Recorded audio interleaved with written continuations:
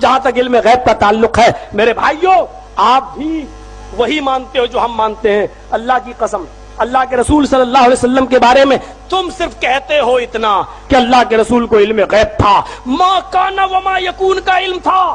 دنیا جب سے بنی ہے تب سے لے کر قیامت تک شجر حجر سمندر میں کتنی مچھلیاں ہیں درختوں میں کتنے پتے سب کا علم تھا. یہ تم عقیدہ رکھتے ہو لیکن جب سوال کیا جاتا ہے کہ یہ بتاؤ جب حضرت عائشہ صدیقہ پر تہمت لگ رہی تھی اور عبداللہ ابن ابی ابن سلول نے جب مذاق اڑایا تو اللہ کے نبی جناب محمد رسول اللہ اتنے پریشان رہے. آپ کہہ سکتے تھے آئے عبداللہ ابن ابی تم جھوٹ بول رہے ہو. ہماری بی بی عائشہ پاک دامن ہے پاک دامن کیونکہ مجھے علم ہے میں علم غیب رکھتا ہوں مجھے معلوم ہے. اتنا بڑا الزام لگ رہا ہے. نبی کی بی بی اما عائشہ کو پتا چلا تو گھر سے اللہ کے رسول سے اجازت لے کر اپنے گھر چلی گئی. کچھ دنوں کے بعد جب اللہ کے رسول اپنی بی بی کے پاس گئے اور حضرت عائشہ سے پوچھا عائشہ غلطیاں انسان سے ہی ہوتی ہیں تمہارے بارے میں جو افواہیں اڑ رہی ہیں مجھے صرف اتنا بتا دو کہ تم اس میں ملوث ہو یا نہیں. ایک نبی اپنی بیوی سے پوچھ رہا ہے اور تم کہتے ہو عالم الغیب عالم الغیب. ذرا مجھے بتاؤ یہ کون سا علم غیب تھا. نبی اپنی بیوی کے دہانے پر اور سراہنے پر بیٹھے ہوئے ہیں اور پوچھ رہے بیوی تمہارے بارے میں ایسے الزام مجھے بتاؤ. حضرت عائشہ ایک ہی جواب دیتی ہے اے اللہ کے رسول اگر میں آپ سے یہ کہہ دوں کہ ہاں میں نے یہ کام کیا ہے اور میرا اللہ جانتا ہے کہ میں اس سے بالکل پاک دامن ہوں تو ابھی آپ فوراً میری بات مان لیں گے کیونکہ یہ بات ہی ایسی ہے اور لوگوں نے اتنی اڑا دی ہے کہ اس کے بارے میں آپ کا دل جم گیا ہے. ابھی میں کہہ دوں ہاں مجھ سے یہ کام ہوا ہے تو ابھی آپ مان لیں گے اور اگر میں یہ کہہ دوں کہ میں نے نہیں کیا اور میرا اللہ جانتا ہے کہ میں نے نہیں کیا تب بھی آپ کو بھی اتنی جلدی یقین آنے والا نہیں کیونکہ لوگوں نے اس کے خلاف بہت سی باتیں آپ کے دل میں بٹھا دی ہیں. میرے معاملے میں اللہ کی سپرد کرتی ہوں بس میرا معاملہ بہت جلدی اللہ آپ پر منکشف کر دے گا اللہ ہی آپ کو باخبر کر دے گا. حضرت عائشہ فرماتی ہے مجھے یہ امید نہیں تھی اتنا تو میں جانتی تھی کہ اللہ تعالیٰ ضرور میرے نبی کو خواب میں دکھلا دے گا کہ میں پاک دامن ہوں لیکن مجھے یہ امید نہیں تھی کہ میرے بارے میں قرآن کی آیتیں نازل ہوں گی. اللہ میری برات اور پاک دامنی کے لیے جبرائیل کو بھیج کر 18 آیتیں نازل فرمائے گا. اللہ کے رسول وہی بیٹھے ہوئے پیشانی پہ پسینہ آنے لگا. اما عائشہ سمجھ گئی کہ اللہ کے رسول پر جب وحی آتی تھی تو ایسا ہی حال ہو جاتا تھا سخت سردیوں میں پسینہ آنے لگتا تھا. اللہ کے رسول بیٹھے ہیں پسینہ ٹپک رہا ہے آپ بوجھل آپ بھاری سے ہو گئے آپ کا سر بوجھل ہو گیا. حضرت عائشہ سمجھ رہی ہیں ابو بکر صدیق گھبرا گئے ان کی بیوی یعنی اما عائشہ کی ماں گھبرا گئی پتہ نہیں جبرائیل کون سی خبر لے کے آ رہے ہیں پتہ نہیں میری بیٹی کے بارے میں کیا اللہ بتائے. لیکن حضرت عائشہ فرماتی ہے کہ میں بالکل نہیں گھبرائی اس لیے کہ جب میں نے یہ کام کیا ہی نہیں تو میں کیوں گھبراؤں. تھوڑی دیر کے بعد جب 18 آیتیں نبی کے اوپر نازل ہو چکی تو اللہ کے رسول مسکراتے ہوئے اٹھے کہنے لگے عائشہ خوش ہو جاؤ اللہ تعالیٰ نے تمہاری پاک دامنی کا اعلان کر دیا مجھے باخبر کر دیا یہ آیتیں تمہارے بارے میں نازل ہوئی. حضرت عائشہ کی ماں کہنے لگی اے عائشہ اٹھو جلدی اٹھو اور اللہ کے رسول کا شکریہ ادا کرو. تم کیا جانو قادری صاحب تمہارے چیلے اور چپاٹے کیا جانے تم نے ان کو اتنا بے وقوف بنا دیا ہے. حضرت عائشہ نے جو جواب دیا تھا وہ تمہیں بتاتا ہوں. حضرت عائشہ کی ماں کہہ رہی ہیں تمہارے بارے میں قرآن کی آیتیں نازل ہوئی اللہ نے پاک دامنی کا اعلان کر دیا. عائشہ تم نے اٹھو اور نبی کا شکریہ ادا کرو. حضرت عائشہ نے یہ کہہ کر ٹھکرا دی اپنی ماں کی بات میں نبی کا کیوں شکریہ ادا کروں میں محمد رسول اللہ کا کیوں شکریہ ادا کروں. یہ بھی تو انہی لوگوں کے باتوں میں آ رہے تھے میں تو شکریہ اس ذات کا ادا کروں گی جس نے میری پاک دامنی کا اعلان کیا میں بھی شکریہ اس کا ادا کروں گی جس نے مجھے پاک دامن ثابت کر دیا. بی بی رسول اللہ کے شکریہ کو ریجیکٹ کر رہی ہے اور اللہ کا شکریہ ادا کر رہی ہے. تم غور سے پڑھو تمہیں سب وہابی نظر آئیں گے. سورہ نور میں اللہ تعالیٰ نے جو احکام فرمائے دیکھیں چند احکام میں بتا دیتا ہوں. اس سورے میں جو ہے ام المومنین عائشہ صدیقہ رضی اللہ تعالیٰ عنہ کی برات آپ کی پاکی کا بھی ذکر آیا ہے. منافقین نے آپ پر تہمت لگائی تھی. ایک بار حضور صلی اللہ علیہ وسلم جہاد میں تھے غزوہ بنی مستلق وہاں سے واپسی کے وقت ام المومنین ساتھ میں ہوا کرتی تھی کوئی نہ کوئی حضور کی زوجہ ساتھ جاتی تھی. تو واپسی کے وقت جب ام المومنین کی عمر بہت چھوٹی تھی حضرت عائشہ صدیقہ رضی اللہ تعالیٰ عنہ کی عمر تقریباً 13-14 साल के आसपास थी।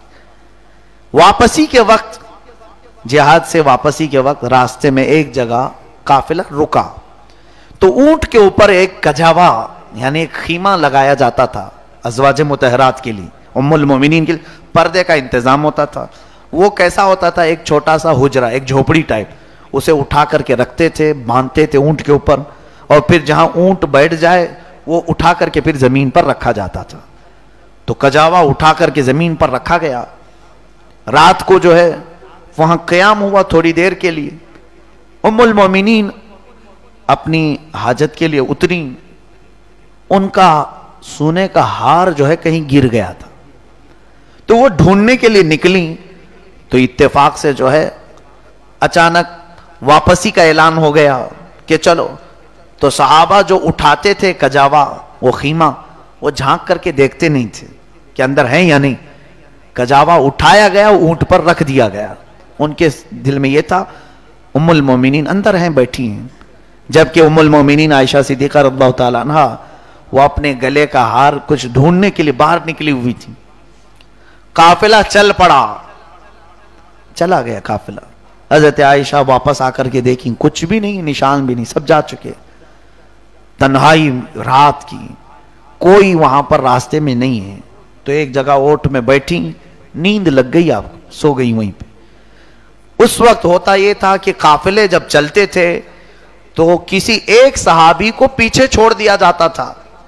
वो पीछे से चलते हुए आते थे, काफिले का कुछ भी गिरा हुआ सामान हो तो वो उठा करके ले आते थे। तो वो पीछे से चलने वाले सहाबी, काफिले से उनका डिस्टेंस होता था थोड़ा सा। हजरत सफवान रज़ियल्लाहु ताला वो पीछे से आ रहे थे। सुबह सुबह का वक्त था, उन्होंने देखा कि यहां कोई खातून सोई हुई। करीब जाकर के देखा तो कहने लगे, अल्लाहु अकबर, ये तो उम्मुल मोमिनीन है। हजरत आयशा सिद्दीक़ा रज़ियल्लाहु ताला अन्हा के करीब पहुंचे तो बेदार हो गई। पर्दा किया, पूछा कि मां यहां कैसे? कहने लगी, मैं फला चीज ढूंढने के लिए निकली थी, काफिला चल पड़ा, मैं रात के अंधेरे में अकेली कैसे चलती? हजरत सफवान रज़ियल्लाहु ताला अन्हु अपने साथ सफर में उनको लेकर चले। मदीने पहुंचने तक काफिले वालों को पता ही नहीं था कि उम्मुल मोमिनीन है नहीं कजावे में। बाद में पता चला कि नहीं है। पूछा गया कहां रह गई? फिर अभी ढूंढना शुरू भी नहीं हुआ था कि हजरत सफवान के साथ उम्मुल मोमिनीन आ गई मदीने में। बस इतनी बात थी कि मुनाफिकीन जो थे, जिनके दिलों में कुड़न थी, जलन थी, हुजूर से बुग़्ज़ और अदावत रखते थे, बात फैला दी, अरे नबी की बीवी गैर के साथ चली गई, मोहम्मद सल्लल्लाहु अलैहि वसल्लम की बीवी सफवान के साथ रात गुजार कर आई है। मुआज़ल्लाहि रब्बिल आलमीन। बड़ी बड़ी बातें माँ आयशा सिद्दीक़ा की शान में हुजूर सल्लल्लाहु तआला अलैहि वसल्लम के पास भी ये बातें आने लगी। हुजूर ने पूछा, ऐ आयशा क्या मामला है? उन्होंने बताया ये मामला है। उम्र भी कम थी हजरत आयशा की। रसूल करीम सल्लल्लाहु अलैहि वसल्लम को कई लोगों से ये बातें सुनने में आई, तो हुजूर सल्लल्लाहु अलैहि वसल्लम ने हजरत आयशा से कुछ बात ही नहीं की। वो वक्त बड़ा डिफिकल्ट था हजरत आयशा के लिए, बहुत डिफिकल्ट था। आप कहती हैं कि मैं रो रो करके आंखें सुजा चुकी थी। हुजूर भी अब बात नहीं कर रहे थे। कहते हैं, आयशा ये मामला मैं अल्लाह के सुपुर्द करता हूं। हजरत आयशा अपने घर चली गई, मैके चली गई। उनके बाप अबू बकर सिद्दीक भी बात नहीं कर रहे हैं रज़ियल्लाहु अन्हु, कुछ नहीं कह रहे। हजरत आयशा कहती दिन रोती थी, रात रोती थी, ऐ अल्लाह मेरा मामला सबके सामने साफ फरमा दे, क्योंकि लोगों ने इल्जाम लगाया है, तोहमत लगाई इज्जत की बात से। लेकिन मेरे आका जानते थे, क्योंकि वो आलिमुल गैब है, हुजूर जानते थे। लेकिन ये एक आजमाइश चल रही थी। देखें, कभी कभार सब्र की जरूरत होती है, ये मेरे आका की जिंदगी से मिलती है चीज। हजरत अबू बकर को छोड़ करके हुजूर सल्लल्लाहु अलैहि वसल्लम ने दूसरे सहाबा को बुलाना शुरू किया। हजरत उमर से पूछा, उमर आयशा के बारे में ऐसी ऐसी बातें सुनने को आ रही हैं, तुम्हारा क्या ख्याल है? आगे बढ़ते हैं, कहते हैं, या रसूल अल्लाह सल्लल्लाहु अलैहि वसल्लम, अल्लाह तबारक व तआला ने कुरान में आपके घर वालों के बारे में यूं फरमाया, ہر طرح کی برائی کو آپ کے گھر سے دور کیا ہے. اگر عائشہ کے اندر برائی ہوتی تو کبھی مولا آپ کو نکاح کا حکم ہی نہیں دیتا, ہو ہی نہیں سکتا. حضرت عثمان کو بلایا, کہا آپ کا کیا خیال ہے؟ کہتے ہیں دیکھیں کتنی پیاری بات ہے, یا رسول اللہ صلی اللہ علیہ وسلم, اللہ نے آپ کا سایہ زمین پر نہیں ڈالا تاکہ کسی کا پیر نہ پڑ جائے, رسول کے سائے پر کسی کا پیر نہ پڑ جائے. کیا وہ مولا آپ کو ایسی بیوی دے گا جس کے اندر غلاظت ہو ہی نہیں سکتا یا رسول اللہ. حضرت علی سے پوچھا آپ کا کیا خیال ہے؟ عرض کرنے لگے یا رسول اللہ صلی اللہ علیہ وسلم, جہاں تک عائشہ کی بات ہے لوگ کہہ رہے ہیں ایسے کہ آپ کے گھر والی, آپ کی خاتون, آپ کی بیوی ایسی. ہمارا تو عقیدہ یہ ہے کہ رب تعالیٰ آپ کے جسم پر تو مکھی بھی نہیں بیٹھنے دیتا, آپ کے جسم پر کبھی مکھی نہیں بیٹھتی. عائشہ اگر ناپاک ہو تو آپ کے گھر میں مولا کیسے رکھتا؟ نہیں ہو سکتا. صحابہ نے بڑی فضیلتیں بیان کی. حضور صلی اللہ تعالی علیہ وسلم جو اس وقت ان سب سے پوچھ رہے تھے, یہ بھی جو ہے ایمان اور نفاق کی بات تھی. کچھ لوگوں کو بلایا اور باری باری پوچھ رہے تھے. پوچھا آپ کا کیا خیال ہے؟ تو ایک صاحب نے کہا ہاں لوگ کہہ رہے ہیں, ہو بھی سکتا ہے نہیں بھی ہو سکتا ہے, کیا معلوم, اندر کی بات ہے. یہاں سمجھ میں آ جاتا ہے, دل میں جو چیز ہے نکل آتی. یہ ایمان کی پرکھ ہو رہی تھی, یہاں پر جانچ ہو رہی تھی. ایمان اسی کو کہتے ہیں, رسول کی ذات سے کوئی چیز ہو تو ناپاک ہو ہی نہیں سکتی. عقیدہ یہ کامل ہونا چاہیے. تو جتنے لوگوں نے یہ کہا تھا پہچان لیے گئے وہ کہ کس کے دل میں کیا ہے. ہاں لوگ تو کہہ رہے ہیں, اور عائشہ رات کو کیوں گئی تھی, ایسے باتیں بھی کچھ لوگوں نے کی.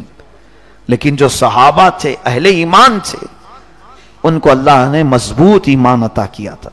چند دن ایسی گزرے, 1 مہینہ گزر گیا, تب اللہ تعالیٰ نے جبرائیل امین کے ذریعے آیتیں بھیجی.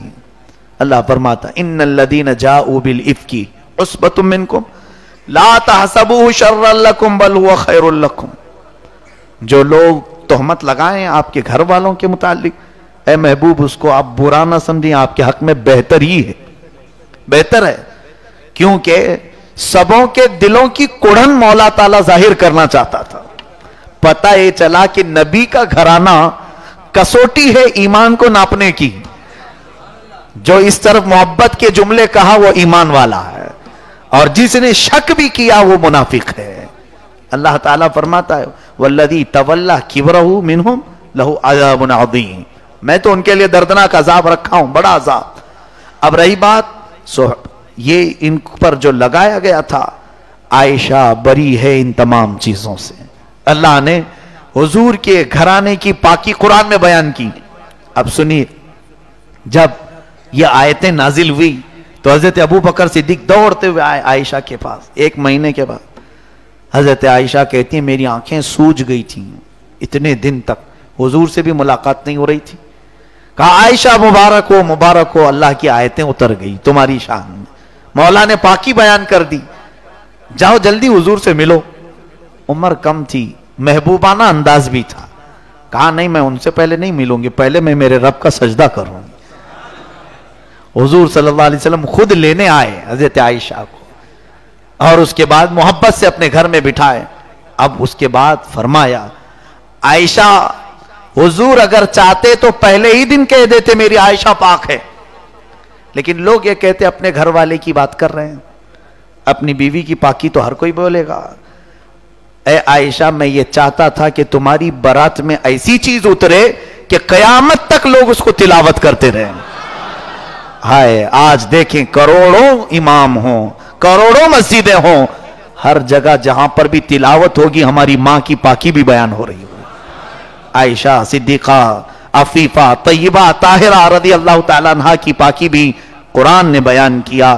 حضور صلی اللہ تعالیٰ علیہ وسلم حضرت عائشہ صدیقہ رضی اللہ تعالیٰ عنہ کو یہ فرماتے ہیں اللہ نے تیرے حق میں قرآن کی آیتیں ایسی اتاری کہ صبح قیامت تک اب تیری پاکی ایمان والے بولتے رہیں گے.